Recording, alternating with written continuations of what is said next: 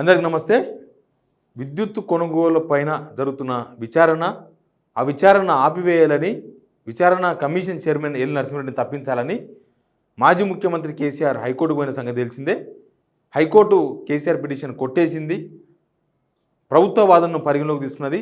యాక్చువల్గా 3 days బ్యాకే దీనిపైన విచారణ జరిగింది. 2 వర్గాల వాదనలు కోర్టు విన్నది.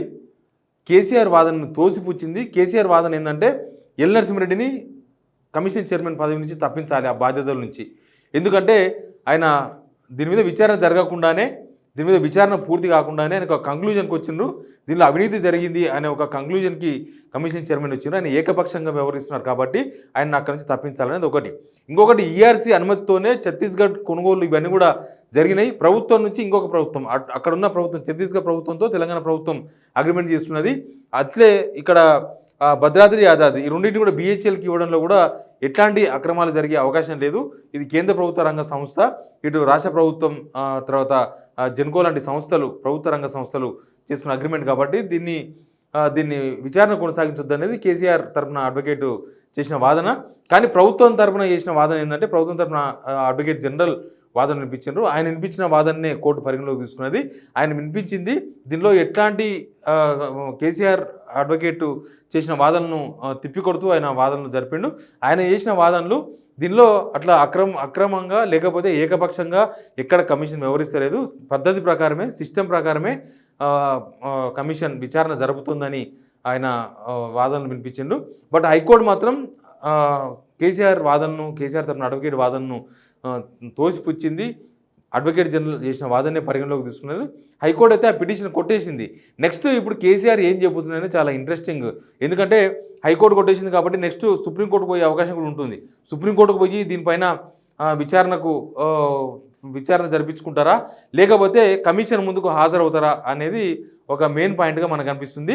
కేసీఆర్కి ఇప్పటికే 2 సార్లు నోటీస్ ఇచ్చింది కమిషన్. అంతకుముందు ఏప్రిల్ నెలలో నోటీస్ ఇచ్చినప్పుడు జూన్ 15 వరకు విచారణకు మీరు వివరణ రావాలని చెప్తే అప్పుడే కేసీఆర్ అభ్యంతరం తెలిపిండ్రు. మీరు ప్రెస్ మీట్ పెట్టి ఆల్రెడీ మీకు కంక్లూజన్కి వచ్చినారు కాబట్టి నేను విచారణ ముందుకు రాలేనని దాదాపు 12 పేజీల లేఖను కమిషన్కి రాసినారు. ఆ విషయం కూడా మనకు తెలుసు. దానిలో చాలా అంశాలను, ఎందుకు ఛత్తీస్గఢ్ నుంచి అప్పుడున్న తెలంగాణలో ఉన్న సిచ్యువేషన్లో ఛత్తీస్గఢ్ నుంచి కొనుగోలు చేసినారు, ఎంత రేటుకు కొనుగోలు చేసినారు, ఈ అన్ని అంశాలపైన ఆల్రెడీ చాలా వివరాలను కమిషన్ దృష్టికి తీసుకొచ్చిండ్రు. సేమ్ భద్రాద్రి, యాదాద్రి ఈ 2 పవర్ ప్రాజెక్టులను కూడా ఎందుకు అక్కడ నిర్మించాల్సి వస్తుంది, దామరచర్లలో ఎందుకు యాదాద్రి పవర్ ప్లాంట్ నిర్మించాల్సి వస్తుంది, దానికి ఉండే ప్లస్ పాయింట్స్ ఏంది, same Bhadradri sub critical technology ద్వారా ఎందుకు నిర్మించాల్సి వస్తుంది, అక్కడున్న పాసిబిలిటీ ఏంది, ఎందుకు ప్రభుత్వం అప్పుడు ఆ నిర్ణయం తీసుకున్నది, ప్లస్ BHELతో ఎందుకు కొనుగోలు చేయాలి, BHELకు ఎందుకు ఆ కాంట్రాక్ట్ ఇవ్వాల్సి వచ్చింది, ఇట్లాంటి అన్ని అంశాలపైన కూడా కేసీఆర్ ఆ లేఖలో పేర్కొన్నారు. బట్ ఇప్పుడు కమిషన్ అడుగుతుంది ఏంటంటే కేసీఆర్ విచారణకు అటెండ్ కామని, కేసీఆర్ విచారణకు హాజరు కావాలని 19వ తేదీన నోటీస్ ఇచ్చిండ్రు. ఆ నోటీసు మాజీ మంత్రి జగదీష్ రెడ్డి కూడా ఆ నోటీస్ అందింది. ప్లస్ ప్రభాకర్ రావు అప్పుడున్న CMD కూడా ఆ నోటీస్ ఇచ్చిండ్రు. వాళ్ళంతా వారం రోజుల్లో అంటే 27th లోపు అటెండ్ కావాల్సి ఉండే. బట్ కోర్టుకు వెళ్ళిండ్రు. కోర్టులో విచారణ జరిగింది. కోర్టులో ఇరు వర్గాల వాదనలు విన్న తర్వాత హైకోర్టు అప్పుడు తీర్పు చెప్పలేదు, దాన్ని హోల్డ్ చేసిండ్రు. ఈరోజు తీర్పు చెప్పిండ్రు. యాక్చువల్గా ఇప్పుడు కేసీఆర్ ఏం నిర్ణయం తీసుకోబోతున్నారు, కేసీఆర్ నెక్స్ట్ స్టెప్ ఏంది అనేది కొంత ఇంట్రెస్టింగ్గా కనిపిస్తుంది. ఒకవేళ సుప్రీంకోర్టుకు పోతే ఏం జరుగుతుంది, ఒకవేళ సుప్రీంకోర్టుకు పోతే దీన్ని యాక్సెప్ట్ చేస్తారా, అసలు దీనిపైన విచారణకు సుప్రీంకోర్టు యాక్సెప్ట్ చేస్తుందా అనేది ఒక పాయింట్. ఎందుకంటే ఇక్కడ హైకోర్టులోనే ఫస్ట్ విచారణ చేపట్టాలా వద్దా అనే దానిపైనే ఒక విచారణ జరిగింది. రిజిస్ట్రీ విచారణకు తీసుకోలేదు. ఎందుకంటే కమిషన్ చైర్మన్ను ప్రతివాదిగా చేర్చింది కాబట్టి దీని మీద ఒక విచారణ జరిగిన తర్వాత అప్పుడు కేసీఆర్ తరఫున అడ్వకేట్ వాదన జరిపిన తర్వాత అప్పుడు రిజిస్ట్రీ అనుమతి చేసుకున్నది. అప్పుడు విచారణకు ఈ పిటిషన్ పోయింది.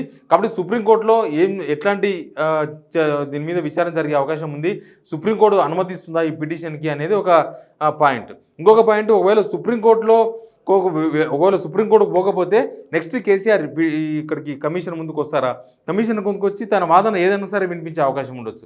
ఇంకొకటి ఏంటంటే దీనిలో ఇప్పటికే కోదండరాంతో పాటు పవర్ జేసీ రఘు ఇంకా కొంతమంది వాళ్ళు ఒక సాక్షులుగా దీనిలో వాళ్ళు అబ్జెక్షన్ చేస్తూ కేసీఆర్ ప్రభుత్వంలో విద్యుత్ కొనుగోలు అక్రమాలు జరిగినాయని, విద్యుత్ కొనుగోలు ద్వారా లేకపోతే వివిధ ప్రాజెక్టుల నిర్మాణం ద్వారా జనం డబ్బు వృధా అయిందని, పబ్లిక్ మనీ వృధా అయిందని వాళ్ళు ఆల్రెడీ కొంత డాక్యుమెంటేషన్ కూడా ఇచ్చింది. కాబట్టి ఇప్పుడు ఒక క్రాస్ చెక్ నెక్స్ట్ జరిగేది క్రాస్ చెక్కే.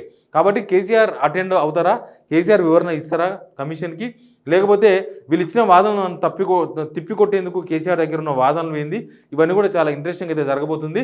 ప్లీజ్ ఒక మేజర్ డెవలప్మెంట్గా మనకు కనిపిస్తుంది. విద్యుత్తు కొనుగోళ్లు లేకపోతే విద్యుత్తు ప్రాజెక్టుల నిర్మాణంలో ఏం జరిగింది అనే విషయం పైన జరుగుతున్న ఈ విచారణలో కేసీఆర్ నెక్స్ట్ స్టెప్ ఏంది అనేది అయితే చాలా ఆసక్తికరంగా కనిపిస్తుంది.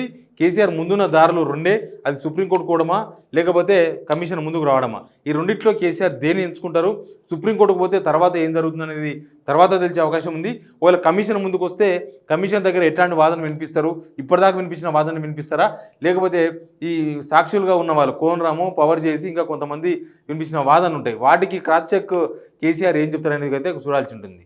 Please subscribe signal TV.